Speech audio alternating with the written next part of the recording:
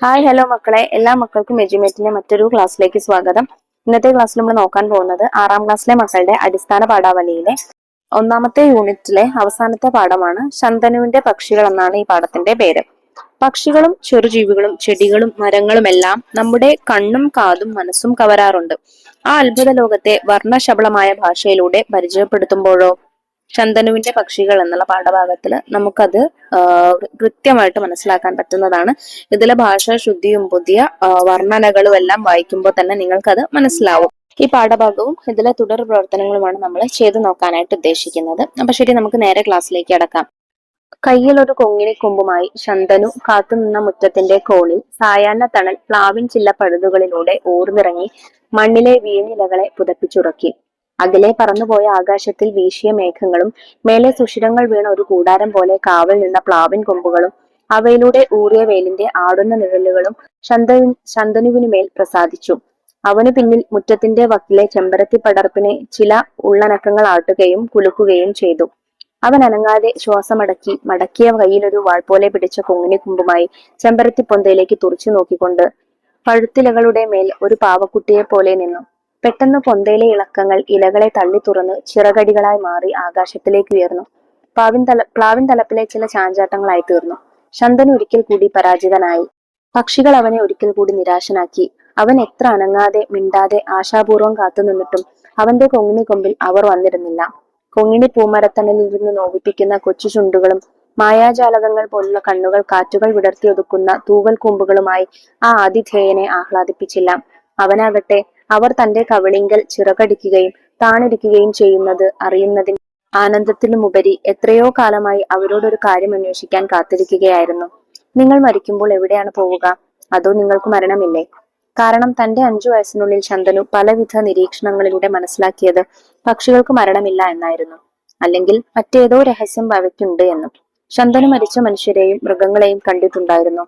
മരിക്കുന്ന പൂച്ചയ്ക്ക് ഒരിക്കൽ കൂട്ടിരുന്നിട്ടുണ്ടായിരുന്നു. പാതയിലെ മഴവെള്ള കുണ്ടിൽ നിന്ന് നനഞ്ഞൊട്ടിയ രോമങ്ങളും തുറന്ന വായയുമായി ഒരു പൂച്ച ഇഴയുന്നത് കണ്ട് ശന്തനു ഓടിച്ചെന്നു. നീട്ടിയ നഖങ്ങൾ കൊണ്ട് മണ്ണിൽ മാന്തി പിടിച്ച് ഒരു മനുഷ്യനെ പോലെ കിതച്ചുകൊണ്ട് അതെന്തിൽ നിന്നോ രക്ഷപ്പെടാൻ ശ്രമിക്കുകയായിരുന്നു. ശന്തനു അതിനടുത്ത് കുത്തിയിരുന്ന് ചുറ്റും നോക്കവേ 3 നായകൾ വലിയ ഉല്ലാസത്തോടെ അവനെപ്പോലും വകവയ്ക്കാതെ പൂച്ചയ്ക്ക് നേരെ പാഞ്ഞു വന്നു. പൂച്ചയുടെ ശരീരത്തിലെ മുറിവുകൾ ശന്തനുവിന് അപ്പോൾ മനസ്സിലായി. അവൻ അട്ടഹസിച്ചുകൊണ്ട് നായയെ കല്ലെറിഞ്ഞോടിച്ചു. നഖങ്ങൾ വിടർത്തിയ ഒരു കൈ ഒരു വൻ ശ്രമത്തോടെ നായകൾക്കെതിരെ ഉയർത്തിപ്പിടിച്ചത് പൂച്ച താഴ്ത്തി. അവന്റെ ചീറ്റൽ തൊണ്ടയിൽ നിന്നുയർന്ന് ഒരു മനുഷ്യ ശബ്ദമായി മാറി. അതൊരു ആശ്വാസത്തോടെ മഴവെള്ളത്തിലേക്ക് മറിഞ്ഞു കിടന്ന് ശന്തനുവിനെ നോക്കി. അതിന്റെ കണ്ണുകളിലേക്ക് ശന്തനുവും ഉറ്റുനോക്കി. അങ്ങനെ നോക്കിയിരിക്കെ അത് കണ്ണുകൾ അടച്ച് ശന്തനുവിന്റെ മുൻപിൽ തന്നെ മരിച്ചു. അവനെ ഒരു വലിയ സമാധാനവും കാരുണ്യവും പുണർന്നു. അവൻ എണീറ്റ് ഒരു ഇല പറിച്ചു പൂച്ചയുടെ നനഞ്ഞ വാലിൽ പിടിച്ചുയർത്തി അതിനെ വഴിവക്കത്തെ പുല്ലുകളിലേക്ക് മാറ്റിയിട്ടു. നായകളിൽ ഒരെണ്ണം അകലെ നിന്ന് വീണ്ടും തിമിർത്ത് ഓടിച്ചാടി വന്നു. ശന്തനു ഒന്നും ചെയ്തില്ല. നായ പൂച്ചയുടെ ശവത്തിനടുത്ത് ചെന്ന് അതിനെ മണത്തു. ഒന്നുകൂടി മണത്തു. തല ഉയർത്തി 1-2 തവണ വാലാട്ടി. ഒരു നിമിഷം ഉറപ്പില്ലാതെ അത് അവിടെ നിന്നു. പിന്നെ ചാറി തുടങ്ങിയ മഴയിലൂടെ എങ്ങോട്ടോ മെല്ലെ നടന്നകന്നു പോയി. പക്ഷെ പക്ഷികൾ അവനെ അലോസരപ്പെടുത്തി ഒരു രഹസ്യം നിർമ്മിച്ചു. അവ മരിക്കുന്നുവെങ്കിൽ എവിടെ അവയുടെ മൃതദേഹങ്ങൾ? ഒരു പക്ഷി പോലും മരിച്ചു കിടക്കുന്നത് ശന്തനു കണ്ടിട്ടുണ്ടായിരുന്നില്ല. അവന്റെ രഹസ്യാന്വേഷണങ്ങളെല്ലാം വിരൽ ചൂണ്ടിയത് മറ്റെന്തോ നിഗൂഢ രഹസ്യത്തിലേക്കാണ്. പക്ഷികളുടെ മരണത്തെ പറ്റിയുള്ള ഈ അന്വേഷണങ്ങളിൽ ശന്തനുവിന് തന്നെ ഒരു ഗൂഢാദ്ദേശമുണ്ടായിരുന്നു. ഒരിക്കലും തന്റെ കയ്യിൽപ്പെടാതെ പറന്നു വന്ന പക്ഷികളെ മരണത്തിൽ അവർ കിടപ്പുറപ്പിക്കുമ്പോൾ സ്വസ്ഥമായി കയ്യിലെടുത്ത് പരിശോധിക്കാമല്ലോ എന്ന സ്വാർത്ഥ ചിന്തയായിരുന്നു ഇത്. അവർ ഏതോ ഒളിവിടങ്ങളിലാണ് മരിക്കുന്നത് എന്ന് കരുതി അവൻ കുരുവികളെ അവയുടെ കാറ്റിലാടുന്ന കൂടുകളിലേക്കും പൊന്മാന്മാരെ അവയുടെ കയ്യാല പൊത്തുകളിലേക്കും കരികിലപ്പിടകളെ പാണൽ കാടുകളുടെ അനന്തതയിലൂടെയും നിരന്തരമായി പിന്തുടർന്നിരുന്നു. പക്ഷെ അവയെല്ലാം ചിറകുകളുടെ ഒരു ജാലവിദ്യയിൽ ഇലകളുടെ ഒരു കരവിരുതിൽ രക്ഷപ്പെട്ടു. പൊന്തയിലും ചതുപ്പിലും ഈറ്റക്കാടുകളുടെ മുള്ളും മൂർച്ചയുമാർന്ന ഒളിമ്പാതകളിലും ശന്തനു പക്ഷികളെ അനുഗമിച്ചു. അവൻ മറ്റെത്രയോ കൊച്ചു രഹസ്യ മൃതദേഹങ്ങൾ കണ്ടെത്തി. അണ്ണാന്മാർ, എലികൾ, പാമ്പുകൾ, ഒരിക്കലൊരു കുറുക്കൻ, ചിത്രശലഭങ്ങൾ എന്നിങ്ങനെ ആരൊക്കെയോ അവന്റെ മരണാന്വേഷണ പാതകളിൽ പ്രത്യക്ഷപ്പെട്ടു. പക്ഷേ മൃതരുടെ നിരകളിൽ അവൻ ഒരു പക്ഷിയെപ്പോലും കണ്ടില്ല. ഇക്കാലത്തായിരുന്നു ശന്തനു ദൈവത്തെ പറ്റി കേട്ടത്. മരിച്ചു പോകുന്നവരെ സ്വീകരിക്കുന്നവനും ജീവിക്കുന്നവരോട് സ്നേഹമുള്ളവനുമാണ് ദൈവം. അദ്ദേഹത്തിന് മേഘങ്ങളിലൂടെ പറക്കാം, കാടുകളിലൂടെ പതുമാം, കുഞ്ഞുങ്ങളുടെ ഒപ്പം കളിക്കാം, വെള്ളത്തിൽ ഒരിലയായി ഒഴുകാം. മരിച്ചവരുടെ ആത്മാക്കളുമായി ദൈവം മേഘങ്ങൾക്കപ്പുറത്ത് പറന്നു കളിക്കുകയും ജീവിച്ചിരിക്കുന്നവരുടെ ആഹ്ലാദ ശബ്ദങ്ങൾക്കായി കാതോർക്കുകയും ചെയ്യുന്നു. ദൈവത്തിനെ കാണാൻ പ്രയാസമില്ല, അദ്ദേഹം എവിടെയും ഉണ്ട്. അങ്ങനെയിരിക്കെ തോട്ടുവക്കിലെ ചതുപ്പിൽ മരിച്ചു കിടന്ന ഒരു മീനിന്റെ ചെതുമ്പലുകളുടെ വർണ്ണങ്ങൾ ശന്തനു പരിശോധിക്കവേ ചതുപ്പിന്റെ നനവിലൂടെ ദൈവം അവന്റെ മുൻപിലേക്ക് വന്നു. അവനെ ഉറ്റുനോക്കിയിരുന്നു കൊണ്ട് മെല്ലെ സ്നേഹത്തോടെ അവനോട് എന്തെല്ലാമോ പറഞ്ഞു. ശന്തനു ഒരു വലിയ തൃപ്തിയോടെ മീനിനെ കയ്യിൽ പിടിച്ചുകൊണ്ട് തോട്ടിലേക്ക് ഊളിയിട്ടു. മരിച്ച മീൻ വെയിലിൽ ഒരു വെള്ളിക്കീറ് പോലെ തകിടം മറിഞ്ഞ് തിളങ്ങിക്കൊണ്ട് ഓളങ്ങളിൽ ഒഴുകിപ്പോയി. ശന്തനു കരയ്ക്ക് കയറി ഒരു കൈ വെള്ളം കോരി ദൈവത്തിന് നേരെ നീട്ടി പുഞ്ചിരിച്ചുകൊണ്ട് ചോദിച്ചു, നമുക്ക് പറന്നു പോകാം. ദൈവം അവനോട് എന്തോ രഹസ്യങ്ങൾ വീണ്ടും വീണ്ടും മന്ത്രിച്ചു. കുറെ ദിവസം കഴിഞ്ഞ് ശന്തനു ഒരു സ്വപ്നം കണ്ടു. താനൊരു പൂത്തമരം പോലെയുള്ള കൊങ്ങിണിക്കൊമ്പും കയ്യിൽ പിടിച്ച് മുറ്റത്തിന്റെ കോണിൽ നിൽക്കുകയാണ്. അതിലെ കായ്കളും പൂക്കളും എല്ലാം മരംകൊത്തികളും പൊന്മാന്മാരും ഓലഞ്ഞാലികളും പച്ചില കുടുക്കുകളുമാണ്. ഇലകളിൽ നിന്ന് അവ തല പുറത്തേക്ക് നീട്ടി നോക്കിയിരിക്കുന്നു. പറന്നുയരുകയും താണിരിക്കുകയും ചെയ്യുന്നു. ശന്തനു അവരുടെ ചിറകടികളും പാട്ടുകളും മൂളക്കങ്ങളും കേട്ടു. മേഘങ്ങൾ താണിറങ്ങി വന്ന് മൂടൽ മഞ്ഞുപോലെ കൊങ്ങിണി ചില്ലകളെ ഉരുമ്മിപ്പോയി. ചില്ലകളിൽ നക്ഷത്രങ്ങൾ തങ്ങി നിന്നു. ഒരു കവരത്തിൽ ചന്ദ്രക്കല കുടുങ്ങിക്കിടന്നു. അവയ്ക്കിടയിലൂടെയെല്ലാം പക്ഷികൾ ചിറക് വീശി അലഞ്ഞു. ശന്തനു മെല്ലെ മെല്ലെ ഒരു യന്ത്രപ്പാവയെ പോലെ തല തിരിച്ച് പൂങ്കൊമ്പിലേക്ക് നോക്കി തന്റെ നാവിന്റെ തുമ്പത്ത് തരിച്ചു തരിച്ചു നിന്ന് ആ ചോദ്യം ചോദിച്ചു, നിങ്ങൾക്ക് മരണമില്ലേ? നിങ്ങൾ മരിച്ചു എവിടെ പോകുന്നു? ഏതോ കോളിളക്കത്തിൽ 1000 ജാലകവാതിലുകൾ ഒന്നിച്ചടയുന്നത് പോലുള്ള ഒരു ചിറകടി ഒച്ചയോടെ അവനു ചുറ്റും ഒരു കൊടുങ്കാറ്റിളക്കിക്കൊണ്ട് പക്ഷികൾ ഇടിമിന്നലുകളെ പോലെ ആകാശത്തിലേക്ക് പാഞ്ഞുപോയി. കൊങ്ങിണിക്കൊമ്പും നക്ഷത്രങ്ങളും മാഞ്ഞുപോയി. ഒരു നിർദ്ദയമായ ശൂന്യത ശന്തനുവിന് ചുറ്റും ചൂളം കുത്തി പറന്നു. ശന്തനു ഉറക്കം തെളിഞ്ഞ് ഒരു കഠിന ദുഃഖത്തോടെ ജാലകത്തിനപ്പുറത്ത് ഇരുട്ട് നക്ഷത്ര വെളിച്ചവുമായി ഒത്തുചേർന്ന് ഏതോ മായാരൂപങ്ങളെ ഉണർത്തിയിരിക്കുന്നത് നോക്കിക്കിടന്നു. അകലെ കാടുകളിൽ ദൈവം മിന്നാമിനുങ്ങുകളായി എരിയുകയും കെടുകയും ചെയ്തുകൊണ്ട് ശന്തനുവിന്റെ ഏകാന്തതയെ നോക്കിയിരുന്നു. കൂമ്പുകയും വിടരുകയും ചെയ്യുന്ന ദൈവത്തിന്റെ പ്രകാശത്തെ നോക്കിക്കിടന്ന് ശന്തനു സ്വപ്നമില്ലാത്ത ഒരു ഉറക്കത്തിലേക്ക് താണു. പിറ്റേന്ന് അവൻ പ്ലാവൻ ചുവട്ടിൽ ഒരു കൊങ്ങിണിക്കൊമ്പുമായി പ്രത്യക്ഷപ്പെട്ടു. പിന്നെ എല്ലാ ദിവസവും പക്ഷികൾ അവനെ തോൽപ്പിച്ചു. ഇന്ന് ശന്തനു കൊങ്ങിണിച്ചില്ല താഴെയിട്ടിട്ട് മുറ്റത്തെ താഴുന്ന വെയിലിലൂടെ നടന്ന് വരാന്തയിൽ കയറി. കുറെ സമയം അവൻ പ്ലാവൻ കൊമ്പുകളിലെ നാഥനില്ലാത്ത ചാഞ്ചാട്ടങ്ങളിലേക്ക് നോക്കി നിന്നു. പിന്നെ വീട്ടിനകത്ത് ഒരു കസേരയിൽ വായിച്ചു കൊണ്ടിരുന്ന അച്ഛന്റെ മടിയിൽ കയറി അച്ഛന് നേരെ തിരിഞ്ഞിരുന്നു. അച്ഛന്റെ ഇരുകവിളിലും കൈപിടിച്ച് മുഖമടുപ്പിച്ച് കണ്ണുകളിലേക്ക് നോക്കി അച്ഛൻ ചോദിച്ചു, എന്താ ശന്തനു, എന്താണ് നിന്റെ പ്രശ്നം? അവൻ ചോദിച്ചു, അച്ഛാ, പക്ഷികൾ മരിക്കില്ലേ? ഇല്ല ശന്തനു, അച്ഛൻ പറഞ്ഞു. പിന്നെ അവർക്കെന്തു പറ്റുന്നു? അവൻ ചോദിച്ചു. അച്ഛൻ ശന്തനുവിന്റെ മുഖം തന്റെ കൈകളിൽ ആളിച്ചുകൊണ്ട് പറഞ്ഞു, നിന്നോട് ഞാൻ രഹസ്യമായി പറയാം. അവർ മരിക്കുന്നതിനു പകരം പറന്നു പോകുന്നു. മേഘങ്ങളിലൂടെ, മലകളും പുഴകളും കടന്ന്, പിന്നെ ചന്ദ്രനെയും സൂര്യനെയും കടന്ന്, ശൂന്യാകാശങ്ങളിലൂടെ നക്ഷത്രങ്ങളെയും ഗ്രഹങ്ങളെയും പിന്നിട്ട് പുതിയ ലോകങ്ങളിലേക്ക് പറക്കുന്നു. ദൈവം പൂത്തിരി പോലെ കത്തുന്ന ഒരു നക്ഷത്രമായി അവർക്ക് വഴി കാട്ടുന്നു. ശന്തനു ഒരു രോമാഞ്ചത്തോടെ അച്ഛന്റെ ഇരു ചെവികളിലും പിടിച്ച് മുഖം തന്നോട് അടുപ്പിച്ചുകൊണ്ട് ചോദിച്ചു, എന്റെ അമ്മയും അങ്ങനെ പറന്നു പോകുന്നത് കണ്ടുവെന്നല്ലേ അച്ഛൻ പറഞ്ഞത്? എന്റെ അമ്മ ഒരു പക്ഷിയായിരുന്നോ? അതെ എന്ന് അച്ഛൻ പറയുന്നത് പോലെ കേൾക്കാൻ ചെവിയോർത്ത് കോരിത്തരിച്ചുകൊണ്ട് ശന്തനു അച്ഛന്റെ മടിയിലിരുന്നു. പുറത്തു താഴുന്ന വെയിലിനെ നടുക്കുന്ന ചിറകടി മുഴക്കങ്ങളുമായി ശന്തനുവിന്റെ പക്ഷികൾ ആകാശത്തിലേക്ക് ഉയർന്നു. മലകളിൽ നിന്നിളകി വന്ന ഒരു കാറ്റിൽ ഒഴുകിപ്പോയി. സക്കറിയയുടെ കഥകൾ എന്നുള്ള പുസ്തകത്തിൽ നിന്നുള്ളതാണ്, സക്കറിയ എഴുതിയതാണ്. അപ്പോ വളരെ മനോഹരമായ ഒരു കഥയല്ലേ, വളരെ വർണ്ണശബളമായിട്ടുള്ള ഒരു കഥ എന്ന് നമുക്ക് പറയാം. ഇതിൽ പ്രയോഗിച്ചിരിക്കുന്ന ഭാഷയൊക്കെ അതിമനോഹരമായ ഭാഷയാണ് അദ്ദേഹം പ്രയോഗിച്ചിരിക്കുന്നത് അല്ലെ. നമുക്കിനി ഇതിലെ പ്രവർത്തനങ്ങൾ ചെയ്തു നോക്കാം. കണ്ടെത്താൻ പറയാം. താഴെ നൽകിയ ആശയങ്ങൾ അടങ്ങിയ വാക്യങ്ങൾ കഥയിൽ നിന്ന് കണ്ടെത്തി പറയൂ. 1. മുറ്റത്തെ ചെമ്പരത്തി പടർപ്പിനുള്ളിൽ പക്ഷികൾ മറഞ്ഞിരിപ്പുണ്ടായിരുന്നു. പെട്ടെന്ന് പൊന്തയിലെ ഇളക്കങ്ങൾ ഇലകളെ തള്ളി തുറന്ന് ചിറകടികളായി മാറി ആകാശത്തിലേക്ക് ഉയർന്നു. 2. കയ്യിലൊരു ചെടിക്കൊമ്പും പിടിച്ച് ശന്തനു ചെമ്പരത്തി പൊന്തയിലേക്ക് നോക്കി അനങ്ങാതെ നിന്നു. അവൻ അനങ്ങാതെ ശ്വാസമടക്കി മടക്കിയ കയ്യിൽ ഒരു വാൾ പോലെ പിടിച്ച കൊങ്ങിണി കൊമ്പുമായി ചെമ്പരത്തി പൊന്തയിലേക്ക് തുറച്ചു നോക്കിക്കൊണ്ടിരുന്നു. 3. ശന്തനു കണ്ട പക്ഷികളുടെ ചുണ്ടും കണ്ണുകളും തൂവലുകളും അതിമനോഹരമായിരുന്നു. നോവിപ്പിക്കുന്ന കൊച്ചു ചുണ്ടുകളും മായാജാലകങ്ങൾ പോലുള്ള കണ്ണുകളും കാറ്റുകൾ വിടർത്തിയൊതുക്കുന്ന തൂവൽ കൂമ്പുകളുമായി ആ ആതിഥേയനെ ആഹ്ലാദിപ്പിച്ചില്ല. 4. ശന്തനു എല്ലാ പക്ഷികളെയും ശ്രദ്ധയോടെ പിന്തുടർന്നിരുന്നു. അവൻ കുരുവികളെ അവയുടെ കാറ്റിലാടുന്ന കൂടുകളിലേക്കും പൊന്മാന്മാരെ അവയുടെ കയ്യാലപ്പൊത്തുകളിലേക്കും കരികിലപ്പിടകളെ പാണൽ കാടുകളുടെ അനന്തതയിലൂടെയും നിരന്തരമായി പിന്തുടർന്നിരുന്നു.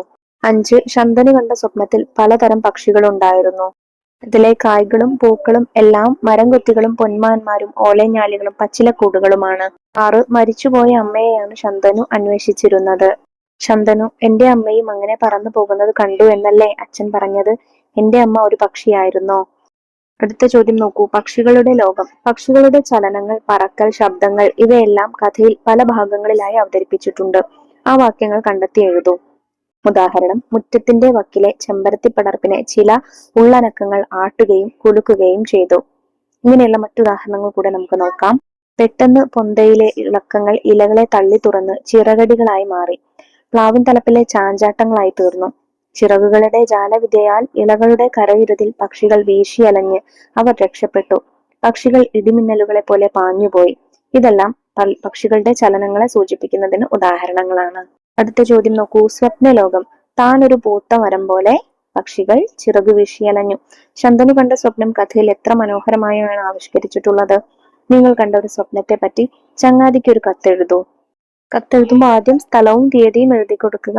പ്രിയപ്പെട്ട ജാനു, ഞാൻ കണ്ട മനോഹരമായ ഒരു സ്വപ്നം നീയുമായി പങ്കുവെക്കാനാണ് ഈ കത്തെഴുതുന്നത്. ഞാൻ ഒരിക്കലും പോയിട്ടില്ലാത്ത മനോഹരമായ ലോകത്ത് ഞാൻ പോയി. നിറയെ പൂക്കളും പൂന്തോട്ടങ്ങളും അവിടെ ഉണ്ടായിരുന്നു. അവയ്ക്കെല്ലാം സംസാരിക്കാൻ കഴിയുമായിരുന്നു. നമ്മൾ യാത്ര ചെയ്യുന്നത് ഭംഗിയുള്ളൊരു തത്തയുടെ പുറത്തിരുന്നായിരുന്നു. ഒരുപാട് കാഴ്ചകൾ ഞാൻ അവിടെ കണ്ടു. എല്ലാം കഴിഞ്ഞ് അവ എന്നെ ഈ ലോകത്തേക്ക് എറിഞ്ഞു. നീയും ഇതുപോലെ സ്വപ്നം കണ്ടിട്ടുണ്ടോ? മറക്കാതെ എനിക്ക് മറുപടി എഴുതണേ. സ്നേഹത്തോടെ, ദിയ. അടുത്ത ചോദ്യം നോക്കൂ മക്കളെ. പറന്നു പോകുന്ന പക്ഷികൾ. പക്ഷികൾ മരിക്കുന്നില്ല എന്ന ശന്തനുവിന്റെ ചോദ്യത്തിന് അച്ഛൻ നൽകിയ മറുപടി എന്തായിരുന്നു?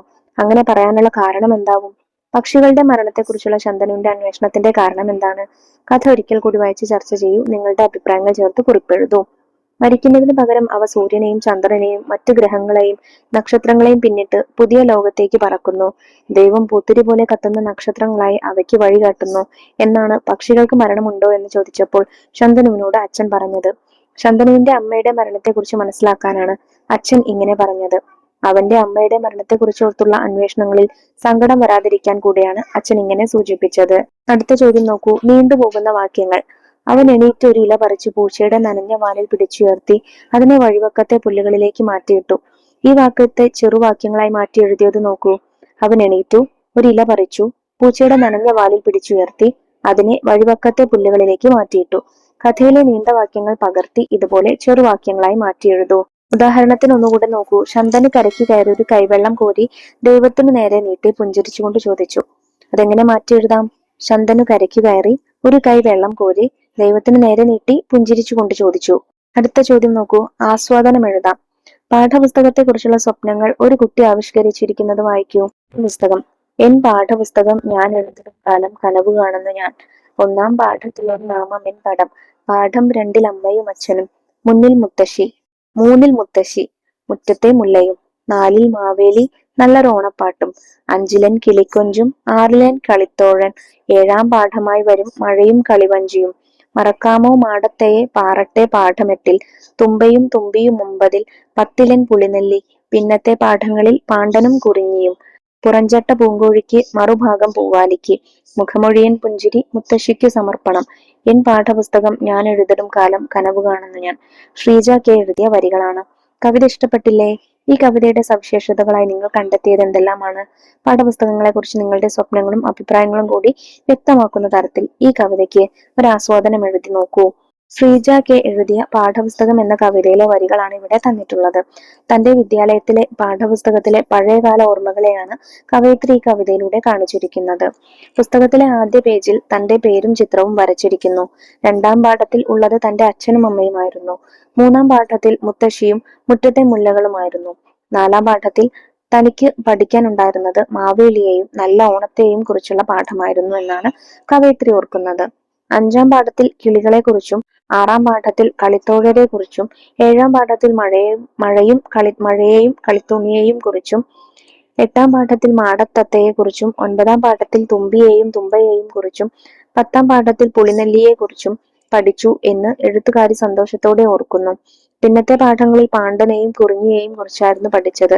ഇത്തരത്തിൽ തന്റെ പഠനകാലത്തെ അതിമനോഹരമായ ഒരു ഓർമ്മയാക്കി മാറ്റുകയാണ് എഴുത്തുകാരി ഈ കവിതയിലൂടെ ചെയ്തിരിക്കുന്നത്. പുറഞ്ചട്ട പൂങ്കോഴിക്ക് മറുഭാഗം പൂവാലിക്ക് എന്ന വരികളാണ് എനിക്കേറെ ഇഷ്ടമായത്. കാരണം ഈ വരികൾക്ക് നമ്മുടെ പഴയ കാലത്തെ പുസ്തകത്തിന്റെ ഓർമ്മ നമ്മുടെ ഉള്ളിലേക്ക് എത്തിക്കാൻ കഴിയുന്നുണ്ട്. പുസ്തകത്തിന്റെ പുറംചട്ടയിൽ നമുക്ക് ഇഷ്ടമുള്ള ചിത്രങ്ങൾ വരയ്ക്കുന്ന ശീലം എല്ലാവർക്കും ഉണ്ടായിരിക്കുമല്ലോ. അത്തരത്തിൽ തന്നെ എഴുത്തുകാരി താൻ വരച്ച പൂങ്കോഴിയുടെയും പൂവാലിപ്പയ്യന്റെയും ചിത്രം ഏറെ കൗതുകത്തോടെ ഓർക്കുന്നതായതിനാലാണ് എനിക്ക് ഈ വരികൾ ഇഷ്ടമായത്. ഈ വരികൾ കൂടാതെ കവിതയിലെ എല്ലാ വരികൾക്കും അതിൻ്റെതായ ഭംഗിയുണ്ടെന്ന് എനിക്ക് തോന്നുന്നു. അവസാനത്തെ ചോദ്യം നോക്കൂ. വായന നൽകുന്ന അനുഭവങ്ങൾ. പ്രശസ്ത എഴുത്തുകാരിയായ മാധവക്കുട്ടിയുടെ വായനാനുഭവം നോക്കാം. ബാല്യത്തിൽ ഞാൻ ആദ്യമായി വായിച്ച നോവലിന്റെ പേര് ചിന്താമണി എന്നായിരുന്നു. നല്ലവളായ ഒരു രാജകുമാരിയെ അവളുടെ ശത്രു ഒരു കോട്ടയ്ക്ക് മുകളിൽ സ്ഥിതി ചെയ്യുന്ന തടവറയിൽ ബന്ധനസ്ഥയാക്കിയതും അവളെ ഒരു തത്ത തന്റെ പരിശ്രമത്തിൽ സ്വതന്ത്രയാക്കിയതും ആ പഴങ്കഥയിൽ സുന്ദരമായി പ്രതിപാദിച്ചിരിക്കുന്നു. ആ കഥ വായിച്ചതിനു ശേഷമാണ് ഞാൻ വാസ്തവത്തിൽ പക്ഷികളെയും മൃഗങ്ങളെയും എന്റെ മിത്രങ്ങളായി കണ്ടു തുടങ്ങിയത്. വായന നിങ്ങൾക്കും പല അനുഭവങ്ങൾ സമ്മാനിച്ചിട്ടുണ്ടാവും. ഓർമ്മയിലുള്ള ഒരു വായനാനുഭവം ക്ലാസ്സിൽ പങ്കുവെക്കൂ. എന്നെ ഏറെ സ്വാധീനിച്ച പുസ്തകം ബെന്യാമിന്റെ ആടുജീവിതം എന്ന പുസ്തകമാണ്. വെറും 4 ദിവസം കൊണ്ടായിരുന്നു ഞാൻ ഈ വലിയ നോവൽ വായിച്ചു തീർത്തത്. ആദ്യമൊക്കെ സാധാരണഗതിയിൽ തോന്നിയെങ്കിലും പിന്നീട് വലിയൊരു വേദനയും നൊമ്പരവുമായി ഈ കഥ മാറുന്നതായി ഞാൻ മനസ്സിലാക്കി. ഒരു പ്രവാസിയുടെ ജീവിതം അതിന്റെ നേർക്കാഴ്ചയോടെ അവതരിപ്പിക്കാൻ എഴുത്തുകാരന് സാധിച്ചിട്ടുണ്ട്. എന്റെ അച്ഛൻ ഒരു പ്രവാസി ആയതുകൊണ്ട് തന്നെ ആടുജീവിതത്തിലെ നജീബിനെ വായിക്കുമ്പോൾ എനിക്ക് എന്റെ അച്ഛനെ തന്നെയാണ് ഓർമ്മ വന്നത്. ഇത്രയേറെ കഷ്ടപ്പാടുകൾ സഹിച്ചായിരിക്കും അച്ഛൻ ഞങ്ങളെ നോക്കുന്നത് എന്ന് ആലോചിച്ച് ഞാൻ ആ ദിവസം ഒരുപാട് കരയുകയും ചെയ്തു. ഇപ്പോഴും എന്നെ സ്വാധീനിച്ച പുസ്തകം ഏത് എന്ന് ചോദിക്കുമ്പോൾ ആദ്യം ആടുജീവിതമാണ് എന്റെ മനസ്സിലേക്ക് കടന്നു വരിക. അപ്പൊ ഇത്രയും കാര്യങ്ങളാണ് കേട്ടോ മക്കളെ നിങ്ങൾക്ക് ശന്തനുവിന്റെ പക്ഷികൾ എന്നുള്ള പാഠഭാഗത്തിൽ ചെയ്യാനായിട്ടുള്ളത്. പാഠഭാഗവും അതിൽ ചെയ്തിട്ടുള്ള പ്രവർത്തനങ്ങളൊക്കെ എല്ലാം മക്കൾക്ക് മനസ്സിലായിട്ടുണ്ടെന്ന് വിശ്വസിക്കുന്നു. വീഡിയോ ഉപകാരപ്രദമായിട്ടുണ്ടെങ്കിൽ നിങ്ങളുടെ കൂട്ടുകാരിലേക്ക് കൂടെ നമ്മുടെ ക്ലാസ് ഒന്ന് ഷെയർ ചെയ്ത് കൊടുക്കണേ. അതുപോലെ 6ാം ക്ലാസ്സിലെ മറ്റു വിഷയങ്ങളുടെ വീഡിയോസിന് വേണ്ടി ചാനൽ ഒന്ന് സബ്സ്ക്രൈബ് ചെയ്ത് വെക്കാനും മറക്കരുത്. ഇന്നത്തെ ക്ലാസ്സിനെ കുറിച്ചുള്ള അഭിപ്രായങ്ങൾ കമന്റ് ബോക്സിലൂടെ അറിയിക്കാനും മറക്കരുത്. അപ്പൊ ശരി, അടുത്ത ക്ലാസ്സുമായി വീണ്ടും കാണാം. താങ്ക്